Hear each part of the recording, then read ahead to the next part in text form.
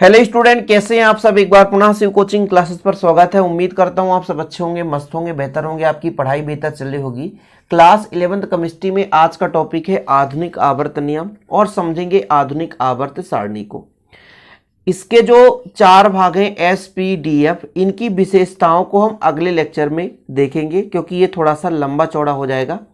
आज हम मुख्य रूप से यहाँ पर समझने वाले हैं बच्चों आधुनिक आवर्त नियम, साथ में इसकी आवर्तिता। आवर्तिता का मतलब क्या कहलाता है बच्चों? आवर्तिता का मतलब ये होता है कि इसका आवर्त और वर्ग किस प्रकार से अरेंजमेंट है, मतलब आधुनिक आवर्त सारणी में कितने आवर्त और कितने वर्ग हैं, इनको कितने भागों में बांटा गया है, किस प्रकार से व्यवस्थित किया गया है। तो ये चीज हम देखेंगे। क्वेश्चन बनेगा यदि आधुनिक आवर्त नियम लिखिए तो केवल इसका नियम लिखना है जो अभी मैं समझाऊंगा। यदि क्वेश्चन आ गया आधुनिक आवर्त नियम साथ में आवर्तिता लिखिए तो फिर आपको आवर्त और वर्ग दोनों हेडिंग लगा करके लिखना है। ये आपको बताना जरूरी है क्योंकि क्वेश्चन किस टाइप से बनता है ये सबसे बड़े मुद्दे की बात होती है। हमेशा बच्चे प्रश्न करते हैं कि सर क्वेश्चन बताइए, और मैं हमेशा उनको यही जवाब देता हूं कि जब मैं टॉपिक कराता हूं तो वहां पर क्वेश्चन बता देता हूं कि कैसे क्वेश्चन बन सकते हैं। तो चलिए शुरू करते हैं बच्चों। इसके पहले मैंने मेंडलीव की आवर्त सारणी का पूरा डिटेल्स एक ही लेक्चर में कराया था जिसमें बहुत सारी कमियां थी। उनकी कमियों को दूर करने के लिए आधुनिक आवर्त सारणी बना, और ये जो आधुनिक आवर्त सारणी है वो मेंडलीव के आवर्त सारणी से थोड़ा सा हटके है। मेंडलीव की आवर्त सारणी आपने पढ़ा था कि तत्वों के भौतिक व रासायनिक गुण परमाणु भार के आवर्ती फलन होते हैं।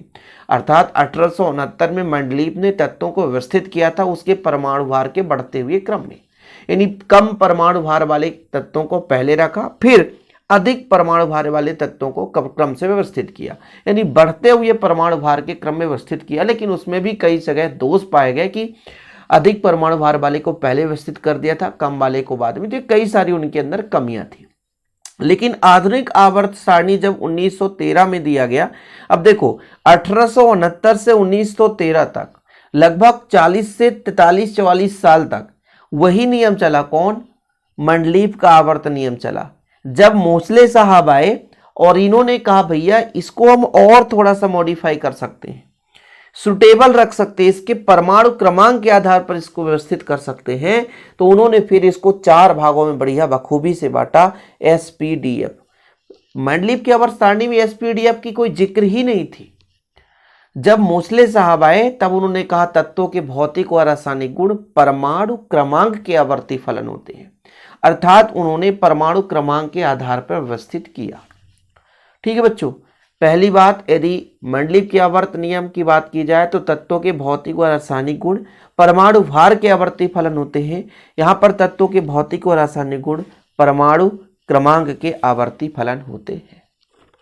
ठीक, यहां तक क्लियर है बच्चों, समझ में आ गया, ताकि आप लोगों को अच्छे तरीके से समझाया जा सके। अब आधुनिक आवर्त सारणी को किसने दिया था? तो सन 1913 में मोसले के द्वारा दिया गया था। क्वेश्चन ऐसे भी बनता है, तो आप लोग परेशान ना होना, ये चीज आपको पता होना चाहिए। अब मैं यदि आवर्त और वर्ग की बात करता हूं कि आधुनिक आवर्त सारणी में कितने आवर्त और कितने वर्ग हैं, तो ऐसे स्टार्टिंग में ही जब बच्चा केमिस्ट्री पढ़ता है तो पहले पीरियोडिक टेबल जरूर देखता है। उसमें आप लोगों को एक क्षैतिज खाना दिखाई देता है। वो क्षैतिज खाना मतलब बाएं से दाएं की ओर चलते हैं तो वो आपका होता है आवर्त, और जब हम ऊपर से नीचे की ओर चलते हैं तो वो वर्ग होता है। तो अभी फिलहाल अभी इतना आप समझो कि आधुनिक आवर्त सारणी में 7 आवर्त हैं। कितने आवर्त बच्चों? 7 आवर्त, और आपके पास 18 वर्ग हैं। 7 आवर्त का मतलब ये हुआ कि क्षैतिज खाने टोटल कितने हैं? 7 हैं, और ऊर्ध्वाधर खानों की बात करूं तो वो आपके बच्चों कितने हैं? 18 हैं। ठीक है, 18 वर्ग और 7 आवर्त हैं। अब इसको थोड़ा सा चलते हैं अपन पीरियोडिक टेबल पर, वहां पर आपको थोड़ा चीजें समझ में आएगी। जैसा कि बुक में ये पीरियोडिक टेबल है बच्चों, है ना, अलग से पीरियोडिक टेबल बनाना थोड़ा सुटेबल नहीं लगा मुझे, इसलिए मैं सोचता हूं बुक से ही समझा देता हूं। यहां पर आप देखिएगा आधुनिक आवर्त सारणी को 4 भागों में बांटा गया। पहली बात, ये आपका पहला और दूसरा जो ये ग्रुप है, वर्ग है जिसे बोलते हैं समूह, उसको S ब्लॉक में रखा गया। यदि वर्ग में बात करें 3 से 12 इसके बीच D ब्लॉक और F ब्लॉक है। ठीक है, और आपका 13 से 18 में आपका P ब्लॉक है। अब जो F ब्लॉक होता है बच्चों, F ब्लॉक उसको थोड़ा सा अलग से रख दिया जाता है, क्योंकि डी ब्लॉक में यहाँ पे रखें तो अरेंजमेंट सही नहीं हो रहा था। हालांकि बोला यही जाता है कि छठे और सातवें आवर्त का ही एलिमेंट है, लेकिन इन जैसे लेंथेनाइट के बाद के 14 तत्वों को लेंथेनम समूह के रूप में अलग रख दिया जाता है। जैसे आप देख सकते हैं ये आपका समूह लेंथेनाइट समूह है और ये एक्टिनाइट समूह है, क्योंकि ये एक्टिनियम के बाद के 14 तत्व हैं। इनमें समानता है और इनके समानता के आधार पर इसको अलग से व्यवस्थित किया गया।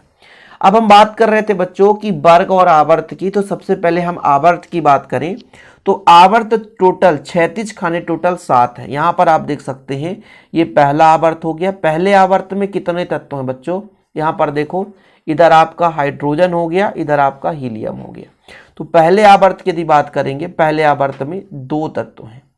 दूसरे और तीसरे आवर्त में देखो आपके 8 तत्व हैं। देखो जरा, पहले आवर्त में 2 तत्व हैं, हाइड्रोजन और हीलियम।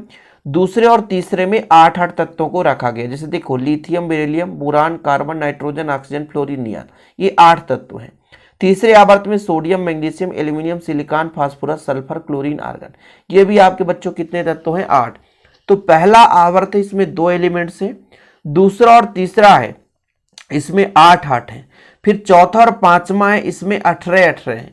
लेकिन जब हम छठे और सातवें की बात करते हैं तो इसमें 32 मतलब छठवें में 32 तत्व हैं। अब देखो, जैसा कि जब ये 1913 में पीरियोडिक टेबल बना था, उस समय ये 4 तत्व अनुपस्थित थे।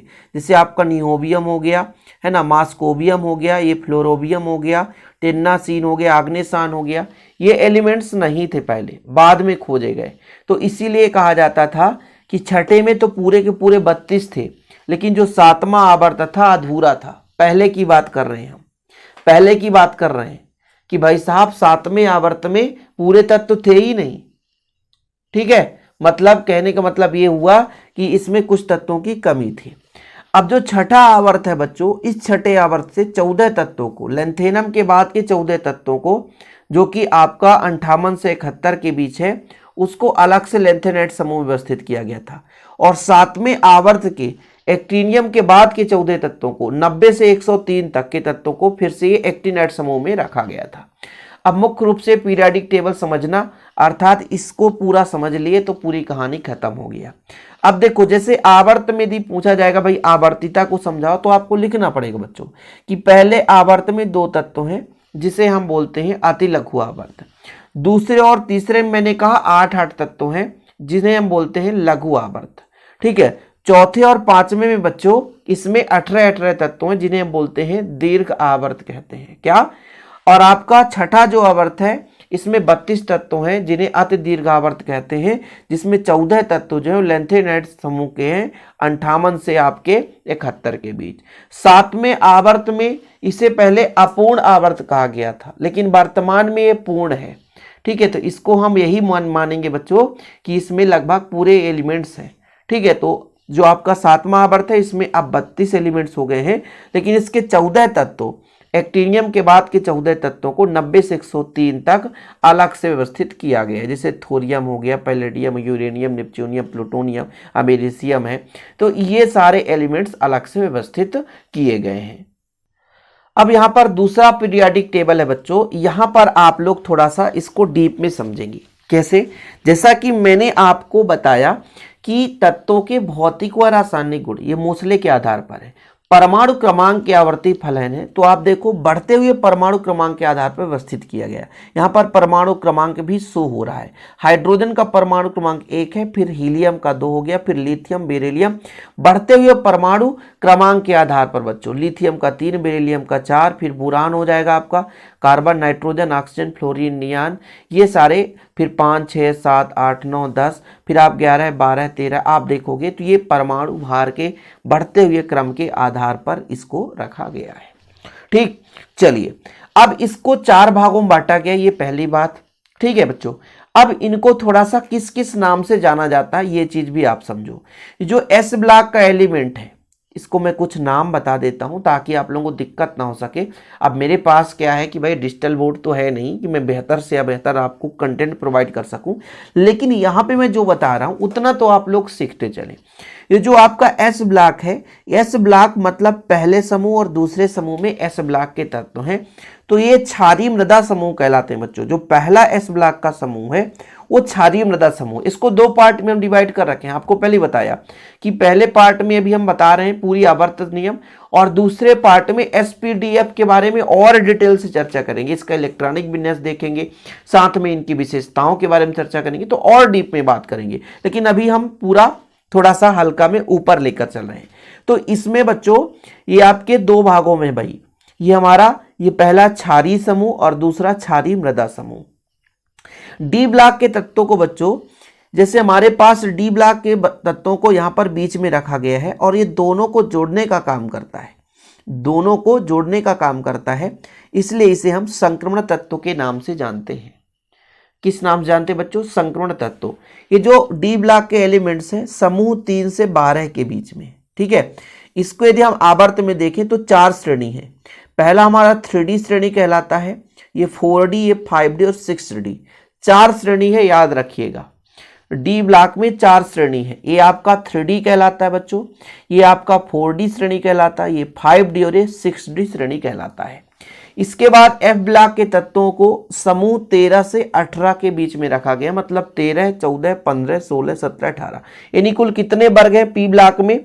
तो आप देख सकते हैं टोटल 6 वर्ग है। यानी एस ब्लॉक को 2 वर्गों में रखा गया है। यहाँ पर आप देखें डी ब्लॉक को 10 वर्गों में रखा गया है, वहीं पे पी ब्लॉक की बात करते हैं तो यहाँ पर 6 वर्गों में रखा गया है। ये जो आपका 18वां वर्ग है बच्चों, ये आपका बच्चों शून्य समूह कहलाता है। आप लोगों ने मेंडलीव की आवर्त सारणी में पढ़ी होगी कि भाई साहब शून्य समूह को अलग से व्यवस्थित करके रखा गया था, जिसमें अक्रिय गैसों को रखा गया था। तो इसे हम अक्रिय गैस समूह भी कहते हैं। किसी से क्रिया नहीं करता इसलिए निष्क्रिय गैस समूह भी है। 18वां समूह भी है, ये किसी के साथ बंध बनाने की क्षमता नहीं रखता, इसका पूरा बाह्यतम कोश पूर्ण होता है, इसलिए इसका ऑक्सीकरण शून्य होता है।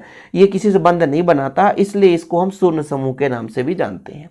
इसके पहले जो आपका 17वें समूह के जो एलिमेंट्स हैं fluorine, chlorine, bromine, iodine, astatine, tennessine, तो ये आपके बच्चों पूरे के पूरे तत्व हैलोजन तत्व कहलाते हैं। क्या कहलाते हैं? हैलोजन तत्व। कुछ चीज़ें तो आपको समझना जरूरी है, ठीक।